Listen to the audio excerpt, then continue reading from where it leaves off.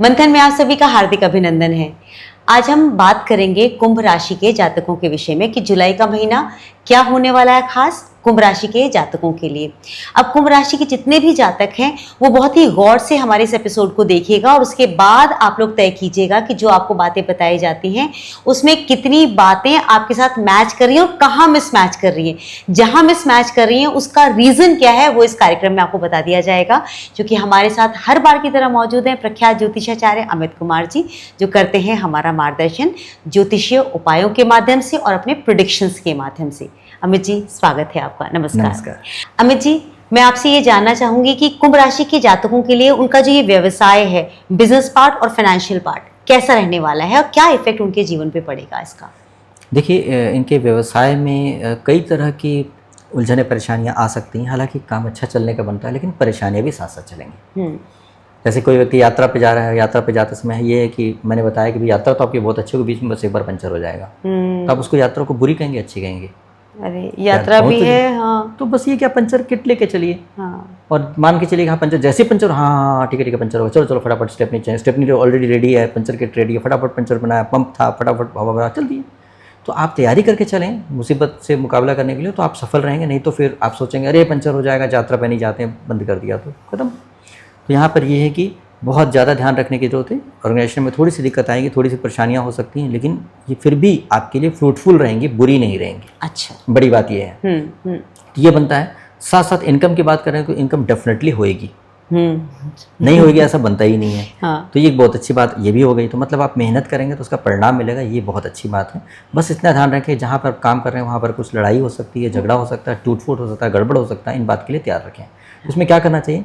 Insurance 100% होना चाहिए। अगर मैं सोचेगा इंश्योरेंस कंपनी में हम कहें, इंश्योरेंस से कोई मतलब नहीं मेरा, कोई एजेंसी भी नहीं मेरे पास। हाँ। लेकिन क्या है कि इंश्योरेंस होना चाहिए, क्योंकि मुसीबत आ गई, टूट फूट हो गया तो फिर क्लेम कैसे ले पाएंगे आप? अगर इंश्योरेंस आपका एक्सपायर हो गया तो गाड़ियों का आपका इंश्योरेंस होना चाहिए, फैक्ट्रीज का इंश्योरेंस होना चाहिए, मशीनरी का, जो भी आप सब चीज़ इंश्योरेंस, और व्यक्ति पर्सन का भी इंश्योरेंस होना चाहिए कि पता चला पर्सन की कोई दुर्घटना घट गई तो आप पता चला हॉस्पिटल के खर्चे लाखों के हिसाब से होते हैं आज की डेट पे, तो पता चलेगा उसका क्लेम आपको मिल जाएगा और आप अच्छे तरीके से ट्रीटमेंट करवा पाएंगे। अच्छा। इसलिए ऐसी चीज़ों को आप बहुत विशेष तौर पे ध्यान रख लें तो आप अच्छे तरीके से काम चला पाएंगे। और किसी तरह की लड़ाई झगड़े विवाद हो जाए उनको भी बहुत शांति से सॉल्व करने की कोशिश करें तो बहुत अच्छा रहेगा। और शांति कैसे प्राप्त होगी इसको समझाने की ज़्यादा जरूरत नहीं, क्योंकि ऑलरेडी बहुत शांत विचार से चल रहे हैं, कोशिश कर रहे हैं।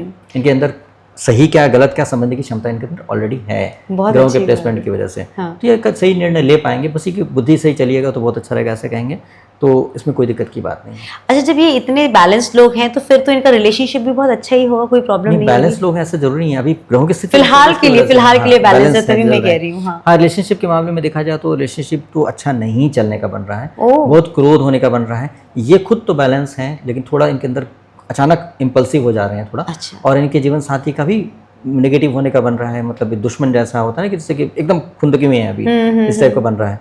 अब इसका मतलब है कि हर व्यक्ति के साथ ऐसा होगा, हो सकता है किसी ने इतना अच्छा रिश्ता बना रखा हो अपने जीवन साथी के साथ, इतने कहेंगे कि उनके जीवन साथी को, जैसे किसी व्यक्ति की वाइफ को गुस्सा बहुत आ रहा है लेकिन करेंगे नहीं यार इतना अच्छे है हस्बैंड, क्या गुस्सा करें, छोड़ो यार कोई बात नहीं, तो रहा है बहुत गुस्सा लेकिन छोड़ो यार, छोड़ देते हैं, ऐसे करके इस टाइप का चल रहा हो। ऐसा भी हो सकता है। लेकिन किसी का हो रहा हो कि हस्बैंड इतना बुरा व्यवहार कर रखा हो, बोले अब नहीं छोड़ेंगे इसको, जो हो गया आज तक हो गया, बर्दाश्त कर, अब नहीं छोड़ेंगे, उसने हाथ बिल्कुल तैयार कर रखा हो, तो ऐसे में क्या थोड़ा सा इन्होंने बोला और मतलब बात बढ़ गई। तो दोनों कंडीशन हो सकती हैं। तो लेकिन इनको बहुत ज़्यादा अगर चाहिए कि अपने जीवन को शांति चाहिए तो अपने जीवन साथी को माफ़ करते उनके साथ सदव्यवहार करने की कोशिश करें, ना कि दुर्व्यवहार। अच्छा। क्रोध तो करना ही नहीं है, इस बात का ध्यान रखेंगे तभी जाकर सही होगा, नहीं तो इनको बहुत दिक्कत हो जाएगी। ठीक है, इस तरह से ही जीवन में सुधार कर सकते हैं अपने पारिवारिक जीवन में, नहीं तो बहुत प्रॉब्लम हो जाएगी। ठीक है, अब ये बहुत समझदारी से इनको काम करने की आवश्यकता है। अब बात करते हैं हम एजुकेशन के लिए, और वो भी बच्चों के एजुकेशन के लिए। तो उनके लिए आपको क्या नज़र आ रहा है कि कैसा रहेगा उनके लिए जुलाई का महीना? देखिए, एजुकेशन के मामले में अगर बात करेंगे तो इनका पढ़ने के मामले में तो बहुत अच्छा आ रहा है, कोई दिक्कत की बात नहीं आ रही है, हर तरह से अच्छा होने का बन रहा है। लेकिन इस बात का ध्यान रखने की ज़रूरत है कि ये नेगेटिव सोच सकते हैं।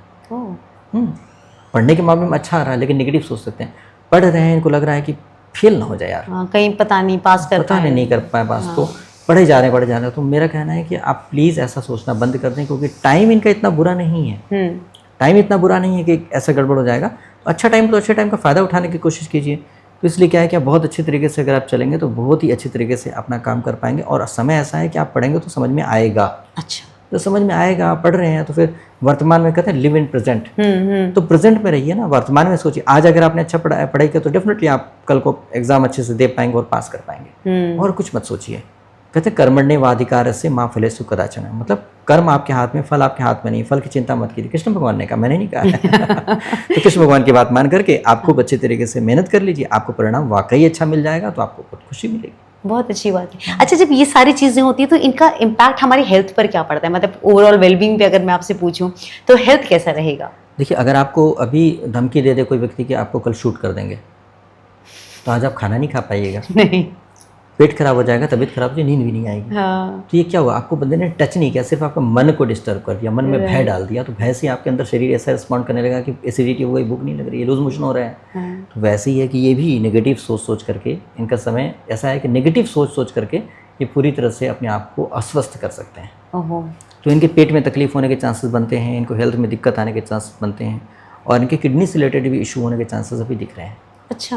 तो इसलिए क्या है, इनको बहुत ज़रूरी है कि धनिया के पत्ती का सेवन करें। देशी धनिया होती है, इसकी छोटी छोटी पत्तियाँ होती है, वो तीखी स्मेल होती है, तो कोशिश करें देशी धनिया अगर नहीं मिलता तो सीड मंगाने की कोशिश करें कहीं से। देशी धनिया कई जगह मिल जाती है, तो मंगा के अपने घर में ही धनिया के पत्ती लगा लें। पहले तो हम ऐसे ही किया करते थे, अपने गमलों में लगा लिया करते थे। तो अभी भी लगाने की कोशिश करें, और कोशिश करें कि मिक्सी में पीस करके धनिया की चटनी ना बनाएं, सिलबट्टा खरीदें पत्थर वाला, और उसको जमीन पे रख करके उस पर वजन डाल करके रगड़ के करें, क्योंकि आयुर्वेद में कहा गया है उच्च दाब में मंद गति से मर्दन करने से उसकी गुणवत्ता बढ़ जाती है, एफिकेसी बढ़ जाती है। मतलब तो उच्च दाब मतलब जोर से प्रेशर लगा करके और धीरे धीरे रगड़ें, क्योंकि पहले की महिलाएं ऐसे पीसती थी, पहले पीसा जाता था, वो आयुर्वेद में कहा गया। इसलिए आप देखोगे कि आयुर्वेद में जो वैद्य जी होते हैं, जो पुराने, वो अभी तक उसमें रगड़ते हैं। तो आपको कोई दवा देंगे तो ऐसे रगड़ के दबा दो, अब लगता है कि यार बेवकूफ है, मिक्सी में तो कर सकते हैं। नहीं, आयुर्वेद में कहा गया है, इसीलिए करते हैं वो। इसलिए मैंने पढ़ा है, इसलिए बता रहे हैं। तो इसलिए क्या है कि आप अगर ऐसी चटनी बना के लेंगे तो आपकी किडनी साफ रहेगी। अगर आप किसी वजह से चटनी नहीं बना पा रहे हैं तो धनिया का पाउडर ले लें, मतलब पीसा हुआ। उसके बाद धनिया, साबुत धनिया भी सब्जियों में डालें मसाले के तौर पे, तो उससे भी आपको फायदा है। धनिया उबाल करके उसका पानी भी पिएं, तो उससे भी फायदा होगा। मतलब धनिया हर तरह से लेने की कोशिश करें, तो किडनी आपकी शुद्ध रहेगी। ऐसा नहीं कि किडनी की फेल हो जाएगी और आपकी डेथ हो जाएगी, ऐसा मत सोचिए। मतलब कहाँ किस बॉडी के किस पार्ट में इम्पैक्ट पड़ेगा मुझे दिख रहा है, तो मैंने बताने की कोशिश की जिससे आपको तकलीफ ना हो और आप बच के स्वस्थ रहें। बहुत अच्छा, कोई मतलब नहीं है। बहुत अच्छा। तो आपने मतलब मेन आपने बताया कि पेट में इश्यूज हो सकते हैं, हाँ, है ना? तो इसके साथ अगर आप मुझे वैसे उपाय बताएं ओवरऑल वेलबींग के लिए, तो हम उपायों को क्या कर सकते हैं?